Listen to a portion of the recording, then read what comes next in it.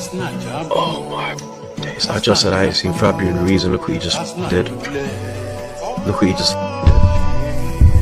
he just did. Bro, Ruiz, I knew it, man. I knew it. Tied on, man. Tied on. That's it. I think it's done now, people. I think it's done. Let's go back to the chat. That's not Jabon. That's not Jabon. That's not Nuble. That's not Jabon. That's not Jabon. Oh, come on, man, Partey, you! How have you lost the ball there, bro? How have you lost the ball there, bro? Hey, we're so slow there, man. What the hell? Oh, Kimi scored! It's 2-0, game over! Partey, you absolute bozo! Why do you get to it?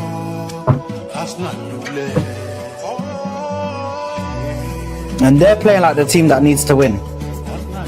They're playing like the team that needs to win, bro.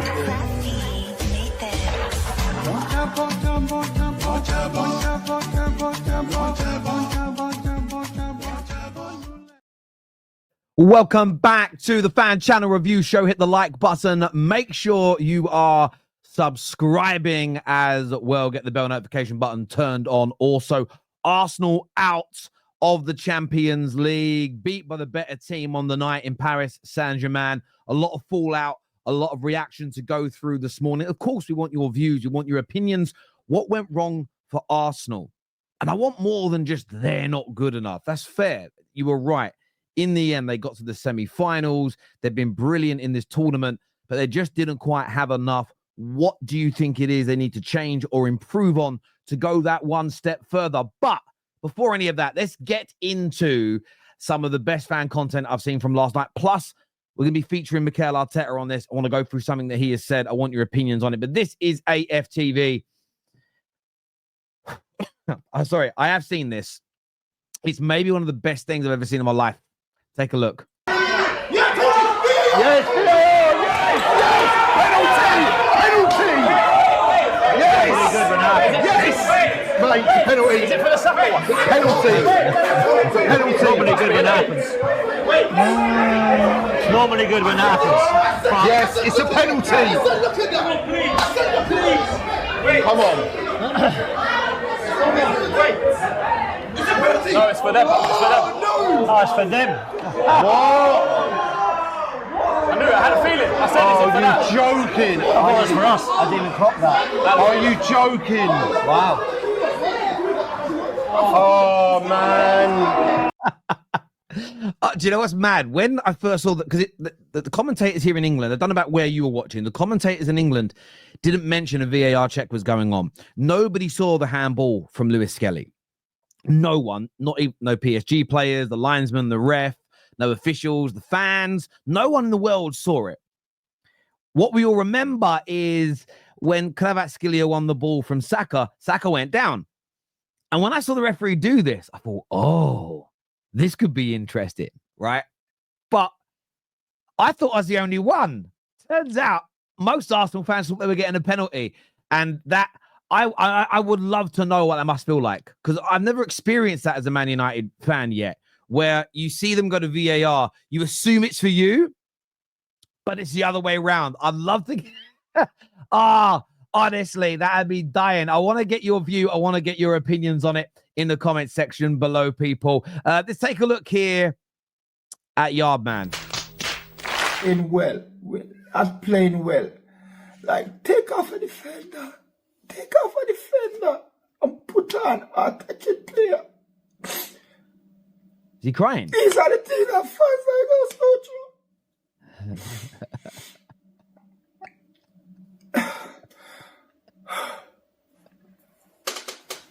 Is he crying? Nah.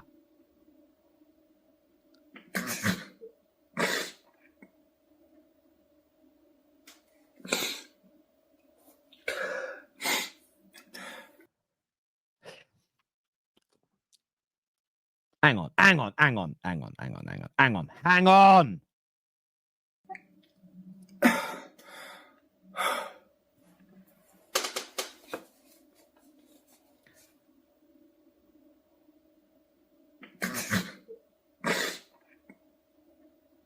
Wait. Because that's like snotty teary, right? What's he wiping? He's got glasses on. Stop it there. Can we make this big? Where's the tears? Where's the tears? Where's the tears? Where are the tears gone? It's time to go! Where are the tears, Yardman? You upset. You upset. Who thinks he's crying? Who thinks he's faking? Because I can see no snot. I can hear the sniff. He wiped his eye, but there's glasses. He had watch. I'm not even making this up. Watch this, right? I'm gonna put it in big, right? As he brings his head up, I'm gonna put the sound off, right? As he brings his head up here. Look.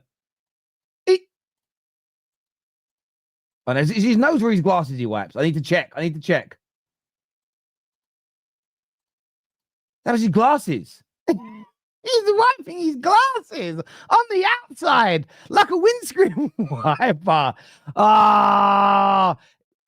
Listen, I'm leaving it up to you guys to decide. Is he crying or is he faking? You let me know. I promise, like, and even it's been a weird these past few months, knowing that football club, Brian. All right, well, I think we got to get rid of Arteta. It's got to that point. Wow, that brutal, yeah, that quick. It's not really quick. It's just a 5-year plus process. I get that. I said to Robbie in 2019 when we played Bournemouth away, I said, this is an inexperienced manager we've got on board, and this is not what we need as a professional football club. Now, it's kind of showing, even you could admit this, his decision-making with... Even you. I know he doesn't mean it in a condescending way, but... Ranieri as well, his substitutions... He's actually cost us this game in a way. He's not making those decisions quick enough. He's not making them at all. I think this is such great constructive criticism. I think it's wrong to put everything on Mikel Arteta. It's never very rarely solely a manager's fault. Equally, this idea that he's done nothing wrong, this idea that he cannot be critiqued, and more so after 5 years at the club, 3 years now of being in title races, being expected to win trophies, his neck has to be on the line. That doesn't mean you ignore context. That doesn't mean that the club shouldn't buy better players and improve this squad. Absolutely, they should. But I like what I heard here. Ranieri not getting game time, I'm miffed. It doesn't make any sense to me whatsoever. The game plan for the first leg, they came out too gung-ho. The substitutions, hindsight's lucrative, but taking Moreno out of that striker position, they had other options. They made a mistake in that regard. Arteta does need criticism.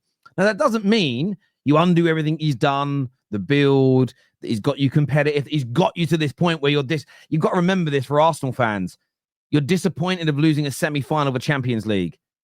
That wouldn't have been in your mind's eye. That wouldn't have been in your deepest, darkest, dreams. That's a nightmare, deep and dark. But you get my point. Wildest dreams 5-6 years ago, you weren't even thinking about this situation. And Arteta always deserves credit for that. At the same time, you're an elite level club. You have to now start nitpicking to get to that next level. For me personally, I think that's what you got to look at doing. Give me your thoughts. Give me your opinions on what has been said here. Up next, let's take a look at troops. Let's go! Come on! Nowhere near Germany, bro. This piece of shit, bruv. Look at this dickhead.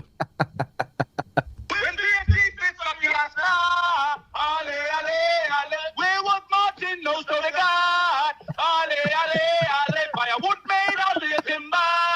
Ale, ale, ale. Unlucky boo cry, Osaka. Ale, ale, ale. Don't blame the people. Oh, oh. Ale, ale, ale. Don't blame the people. Oh, oh. Ale, ale, ale. Wait, who lost? Who lost?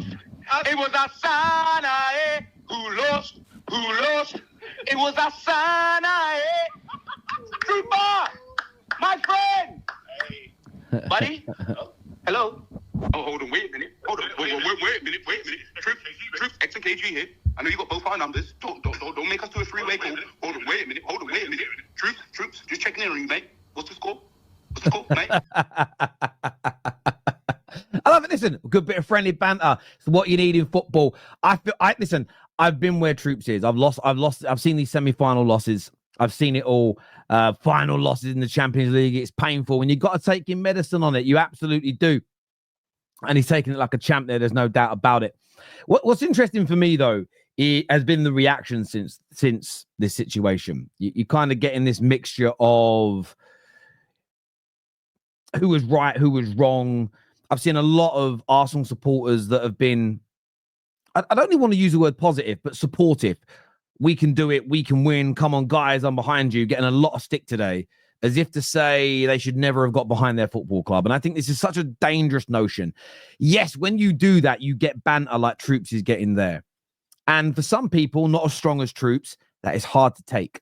So what they do is they will sort of sit on the same side as rivals and sort of not back their football club, always doubt their football club, always attack their football club. And I think that takes an element of joy out of the game. There's an excitement and an element of pride when it comes to backing your football team. And I don't think Arsenal fans should feel bad about that.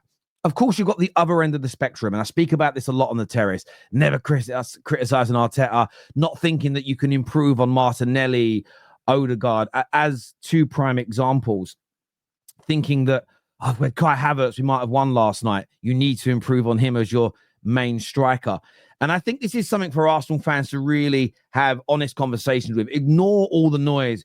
Were they right? Was she right? Were they correct? Were they wrong, actually? Because in the grand scheme of things, when we're being honest, I understand why Arsenal fans are angry today. But no one Arsenal fan, going right down to individuals, groups, if you want to put them into groups, have been right, completely right about anything.